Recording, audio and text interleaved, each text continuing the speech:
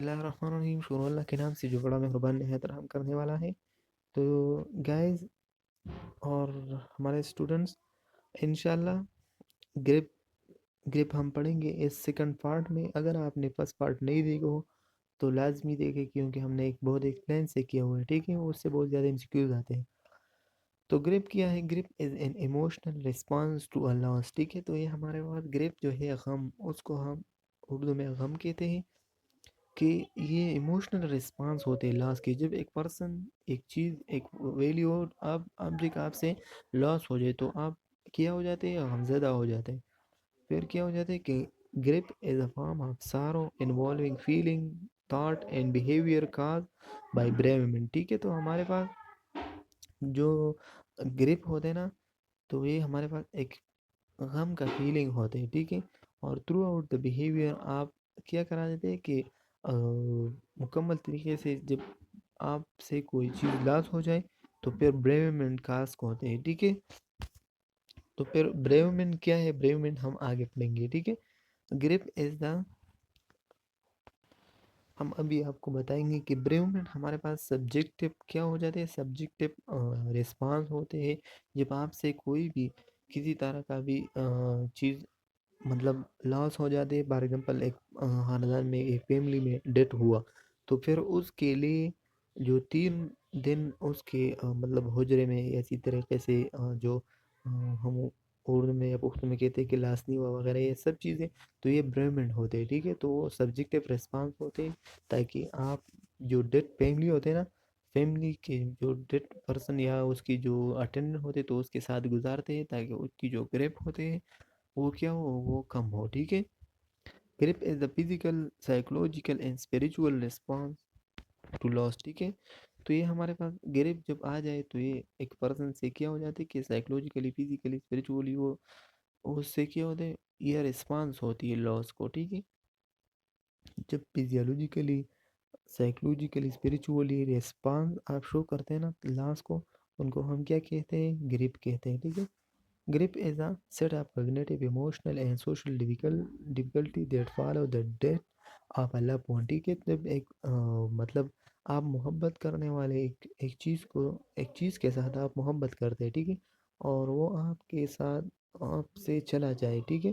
फिर उसकी मतलब गम में आप क्या अपनी जो कॉग्निटिव, इमोशनल, सब ये आपकी जो इंटरनल कंडीशन होते हैं ना, तो वो गमज़दा हो जाते हैं, ठीक है।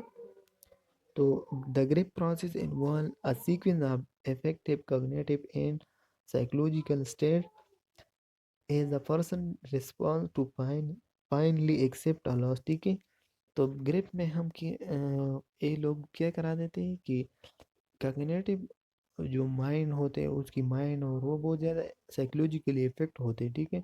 लेकिन वो फाइनली एक्सेप्ट करते हैं लॉस को, ठीक है, through the grip. It is a normal, natural, necessary and adoptive response होती है, ठीक है। तो ग्रिप हमारे पास एक नेचुरल रिस्पॉन्स होते हैं, ठीक है, और ये नॉर्मल भी होते हैं। फिर हमारे पास लॉस एंड ग्रीविंग की जो टर्मिनोलॉजी है वो भी बहुत ज़्यादा इंपॉर्टेंस है, ठीक है। तो लॉस क्या है? Something value, something of value is gone, ठीक है। जब किसी पर्सन से कोई वैल्यू पर्सन चला जाए तो उनको हम लॉस कहते हैं, ठीक है। ग्रेप क्या है? Total response to emotional experience, ठीक है, रिलेटेड टू लॉस। जब एक पर्सन से लॉस हो जाती है तो वो अपना टोटल जो रिस्पांस होते हैं ना, इमोशनल, वो शो करते हैं।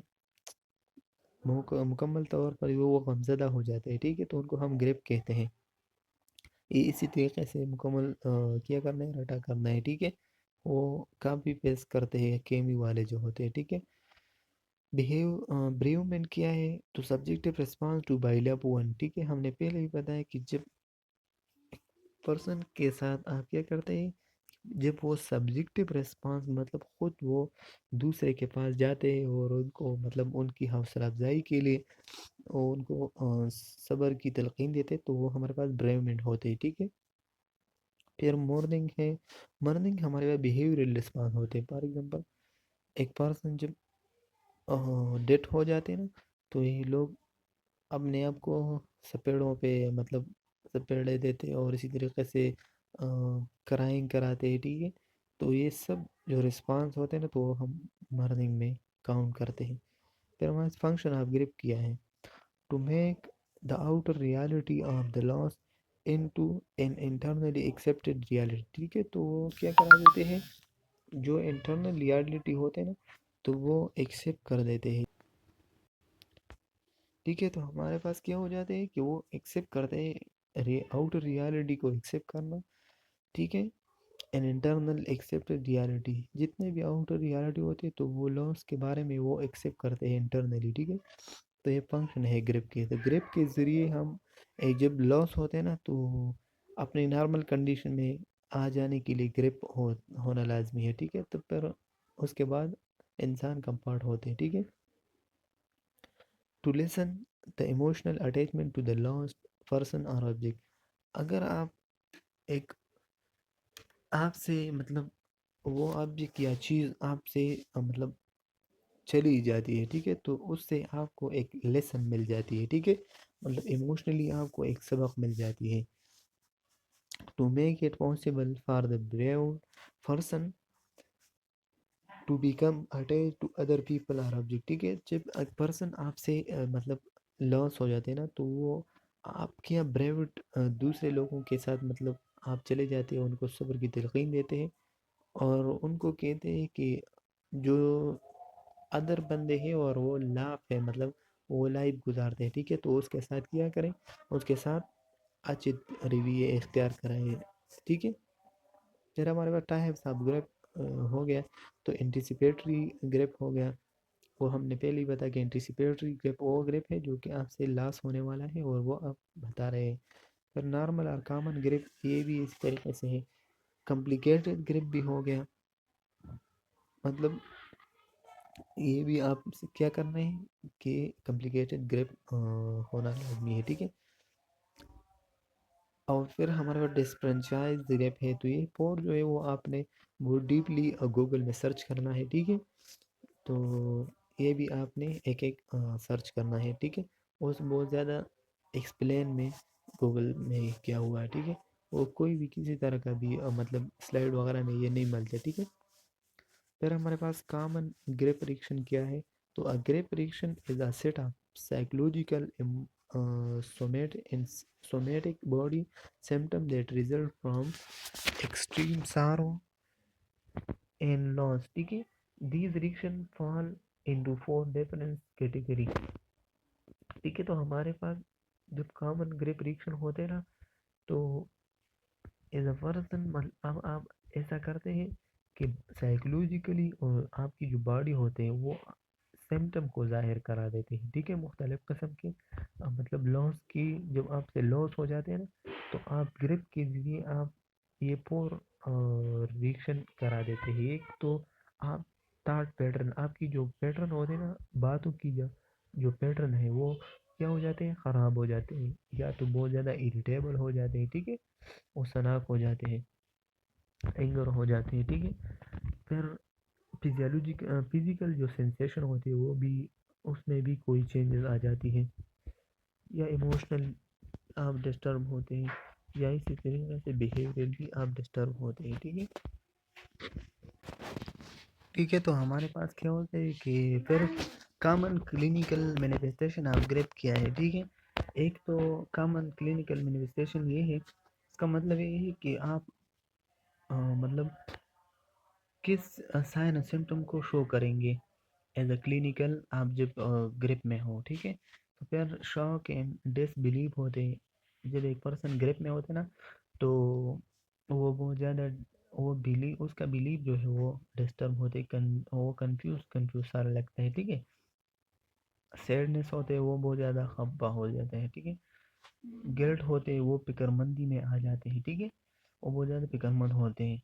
एंगर हो जाते हैं, मतलब वो सनक हो जाते हैं, फिर वो बहुत ज़्यादा होप लेते हैं। ठीक है, फिर हमारे पास डिस्फ्रेंचाइज बिहेवियर होते हैं, मतलब बहुत ज़्यादा कॉम्प्लिकेटेड, और वो परसीव करते हैं कि दूसरों से मुकम्मल तरीके से, एक दूसरों से क्या, अपने आप को अलग या मतलब तन्हाई में वो खुश रहते हैं। ठीक है, वो बिहेवियर आप वो ग्रिप वाले जो पर्सन होते हैं ना वो अडॉप्ट कर लेते हैं।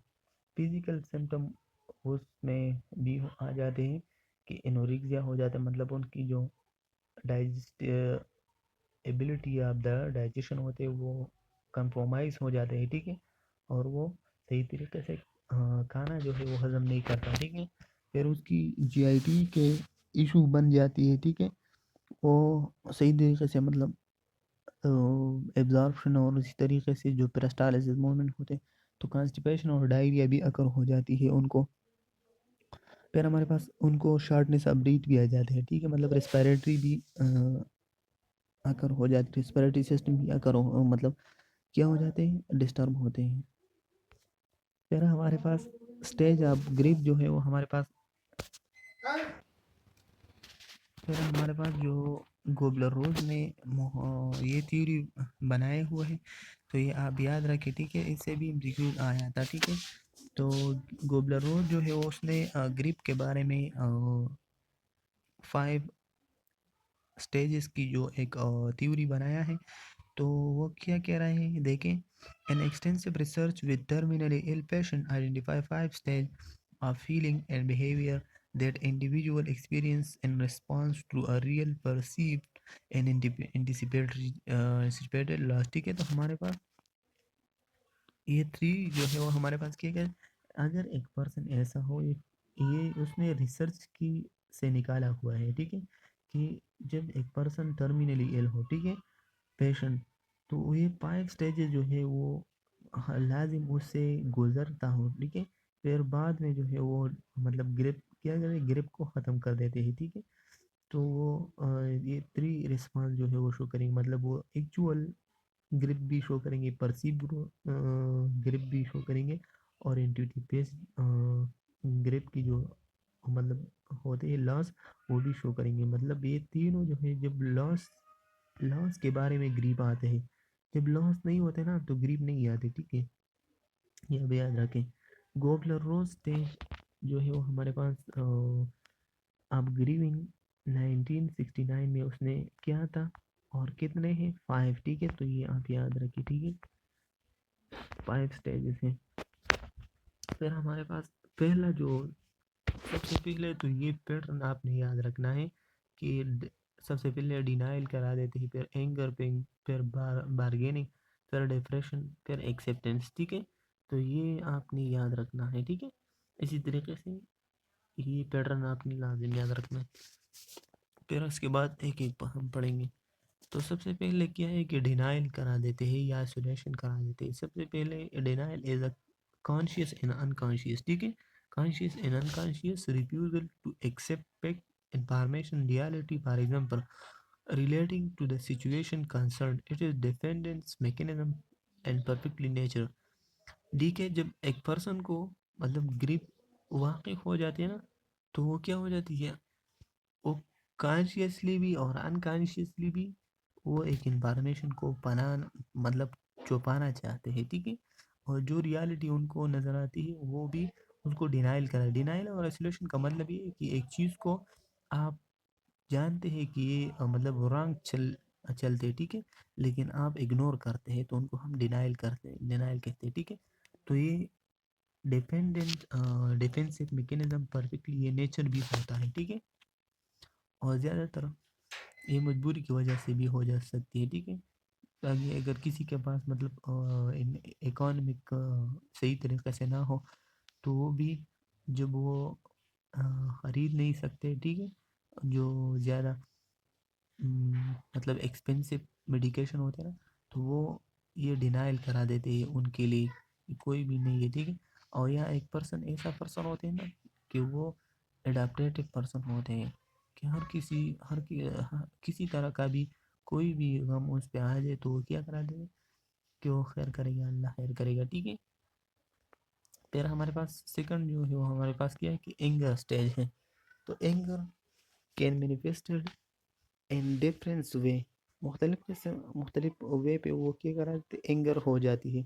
People dealing with emotional upset can be angry with themselves, um, and are with others, especially those close to them. Why me?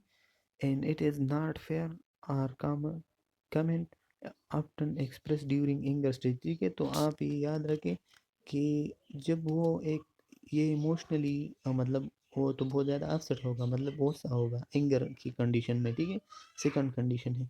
लेकिन ये क्वेश्चन करेंगे कि वाई मी, ये हाँ हम पे सिर्फ आते हैं, किसी और पे नहीं आते। ठीक है, और वो होप वगैरह ये नहीं करते, ये बातें करते हैं। ठीक है, तो ये जब ये कमेंट करते हैं ना कि वाई मी, ये सब चीज़ें तो ये आप याद रखना है कि वाई मी, और ये क्वेश्चन आप कर ले तो वो कौन सा स्टेज होगा, वो एंगर स्टेज में होगा। ठीक है,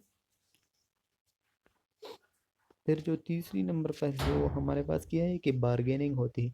traditionally the bargaining stage for people facing death can involve attempting to bargain with whatever god the person believe in. For example, can we still be friend when facing a breakup? Bargaining rarely provide a sustainable solution, especially if it is matter of life or death। ठीक है, तो bargaining हमारे पास एक solution की phase होती है कि वो क्या कर लेते हैं कि वो चाहते हैं कि गॉड कैसे चाहते हैं ना, कि अल्लाह कैसे चाहते हैं, वो क्या हो जाते हैं, हम उस पर खुश हैं, राजी है। ठीक है, तो ये क्या कराते हैं, ये हमारे पास बार्गेनिंग स्टेज है। Can we still be friend, और वो एग्जाम्पल ले, इसकी एग्जाम्पल आपने नोट करना है कि वो कहते हैं कि वो ये कंसिडर कर लेते हैं कि कोई भी किसी तरह का भी ब्रेकअप आ जाए दो पर्सन के दरमियान, तो वो क्या कर रहे थे कि कैन वी स्टिल, और हम फिर भी दोस्त है। ठीक है, तो ये जब सलूशन आ जाए ना, सलूशन पेज आ जाए, एक सस्टेनेबल सोल्यूशन का वर्ड यूज हुआ है। ठीक है, कि वो, और ये भी आप याद रखें कि what ever God person believe, तो गॉड कैसे चाहते हैं वैसा कर न, वैसा पे हम खुश हैं। तो ये भी बार्गेनिंग स्टेज है। ठीक है, एक मसला को हल करने की तरफ वो लेके जाते हैं। ठीक है, डिप्रेशन फोर स्टेज है। During this stage the full impact of loss it is experience. ठीक है, जब एक पर्सन पे फुल इम्पेक्ट होता है कि ये सब चीज़ें हमसे लॉस होने जा रहे हैं। ठीक है, तो ये क्या है कि डिप्रेशन हो गया, मतलब इस कंडीशन में एक पर्सन मुकम्मल हेल्पलेसनेस होते हैं। ठीक है, the sense of loss is intense and feeling of sadness and depression prevail. ठीक है, तो ये मुकम्मल तरीके बहुत ज़्यादा शिद्दत से वो जब एक चीज़ को लॉस करते हैं ना, तो उनको डिप्रेशन हो जाती है। ठीक है, this is a quite of desperation and disengagement from all situation with the lost entity. ठीक है, तो फिर वो मुकम्मल तौर पे वो डिप्रेशन में चले जाते हैं। ठीक है, और वो एंगेज नहीं रहते। ठीक है, क्योंकि उससे सब चीज़ें जो है वो लॉस हो जाती है। फिर हमारे पास एक्सेप्टेंस स्टेज है। एक्सेप्टेंस स्टेज वो स्टेज है कि the final stage bring a feeling of peace regarding the loss that has occur. ठीक है, तो वो क्या कराते हैं कि फाइनल स्टेज होते हैं किसी किसी चीज़ उससे जब लॉस होते हैं ना, तो वो एक्सेप्ट कर लेते हैं कि बिल्कुल हाँ ये चीज़ हमसे लॉस हो गया, और वो एक्सेप्ट हो जाती है। ठीक है, there is a time of quiet expectation and resignation. ठीक है, फिर वो दोबारा जो है वो खामोशी से अपने एक्सपेक्टेशन को मतलब डेवलप कर लेते हैं। ठीक है, the focus is on the reality of the loss and it is meaning for the meaning for the individual effect by it reaching this stage of the mourning is gift not afford to everyone। ठीक है, तो ये जब acceptance stage में चले जाते हैं ना, तो इंसान को क्या मर्निंग मतलब आ जाते हैं। मर्निंग का मतलब है कि उनको क्राइंग आ जाते हैं, वो अपने आप को मतलब किसी चीज़ को मतलब अपने मतलब हम उर्दू में कहते हैं कि सफ़ेद जानत मुंबई का ना, तो ये इसी तरीके से क्या कर लेते एक्सेप्टेंस करा देते, ये सब्जेक्ट ये रिस्पांस आपको शो करा देते, लेकिन ये गिफ्ट होते हैं। ठीक है, हर किसी को नहीं आते। ठीक है, तो एक्सेप्टेंस हमारे पास गोल्डन स्टेज ऑफ ग्रीन के लास्ट स्टेज है। ठीक है, और ये हमारे पास वो स्टेज है जो कि इसमें एक पर्सन क्या करा देते हैं, जो लास्ट हुई चीज़ होती है ना, तो एक्सेप्ट कर लेते हैं कि बिल्कुल हाँ हमसे लॉस हुआ है, और फिर वो रियलिटी फेस करते हैं, ठीक है। तो ये हमारे पास क्या है कि फिर हमारे पास नर्सिंग एम्प्लीफिकेशन भी है कि nursing care involve providing comfort maintaining safety addressing physical and emotional need and teaching coping strategy and to terminally ill patient and their family. फिर जब टर्मिनली इल पेशेंट होते हैं तो एज ए नर्स हम ऐसा करेंगे कि उनको मतलब फिजिकली हम क्या करेंगे, तकरीर करेंगे कि ऐसा नहीं करना है, कि उसको इमोशनल को कंट्रोल करना है, मतलब उसका यही कि उसकी काउंसलिंग करना है, ठीक है। More than ever the nurse must explain what is happening to the patient and the family and be a confidence who listen to them talk about dying, ठीक है। तो जब एक पर्सन डाइंग होते हैं ना, तो आप एज ए नर्स उनको कॉन्फिडेंशियलिटी से उसको बताया जाए कि आपको ये चीज़ होने वाले है, फैमिली को बताइए, ठीक है। फिर हमारे पास क्या है कि hospice care attention to family and individual psychological issue and symptom and pain management are all part of the nurse responsibility. सब हाउस स्पाइस केयर वो केयर होते हैं जो कि आप A to Z पेशेंट के लिए करेंगे, मतलब हर कोई किसी तरह का भी नीड हो तो वो उनको पूरा करने की कोशिश करेंगे, ठीक है। और फैमिली को जो और टेंशन होते हैं ना, इंडिविजुअल साइकोलॉजी सब किसी तरह का भी इशू होते हैं ना, तो वो फैमिली को अटेंशन देना है, ठीक है। कि ये सिम्टम उसको आया है और उसके लिए जल्द से जल्द आप मतलब मेडिकल हेल्थ केयर प्रोफेशनल के पास जाना है। And symptom and pain management are all part of the nursing. और ये सिम्टम पेन वगैरह ये सब चीज़ें को डिटेक्ट करना ये हमारी भी रिस्पॉन्सिबिलिटी होती है एज ए नर्स, ठीक है। The nurse must also be occur with ethical concentration and quality of life issue that affect dying people, ठीक है। तो ये भी आप ख्याल रखना है कि जो एथिकल मतलब एथिक्स लाजिम उसको क्या करना है, प्रोवाइड करना है, कि ताकि क्वालिटी ऑफ लाइफ हो जाए, ठीक है, उनको डाइंग पेशेंट। फिर हमारे पास क्या है कि आप utmost important to the patient is assistance with the transition for living to dying, ठीक है। तो आप क्या करना है कि इम्पोर्टेंस ऑफ द पेशेंट की असेसमेंट को है वो को लाजिम इम्पोर्टेंस देना है, ठीक है। क्योंकि ये जो ट्रांजिशन कंडीशन में होते हैं एक पर्सन मतलब लिविंग तो होते हैं लेकिन डाइंग में होते हैं ना, तो maintaining the sustaining relationship managing well with the family and accomplishing with need to share to done, ठीक है। जब आप उसकी तमाम की तमाम मतलब केयर करेंगे और वो दोबारा अपनी घर चले जाने की या मतलब डिस्चार्ज करने की, तो आप फिनिशिंग भी अच्छी तरीके से उसकी फैमिली के साथ करेंगे, ठीक है। In the hospital in long term care facility and in home setting, ठीक है। तो ये भी याद रखें कि जब एक पर्सन ज़्यादा टाइम के लिए हॉस्पिटल में रहते हैं तो उनको होम सेटिंग किया जाता है, ठीक है, लॉन्ग टर्म के लिए हॉस्पिटल में भी, ठीक है। Setting the nurse explore choice and end of life decision with the patient and family. फिर जब एक पेशेंट अपनी ज़िंदगी की आखिरी मोड़ पे होते हैं ना, तो उनको आप चॉइस देना है कि आप घर रहना चाहते हैं या आप हॉस्पिटल में रहना चाहते हैं, ठीक है। तो उसमें सेलेक्ट करना करते हैं, ठीक है।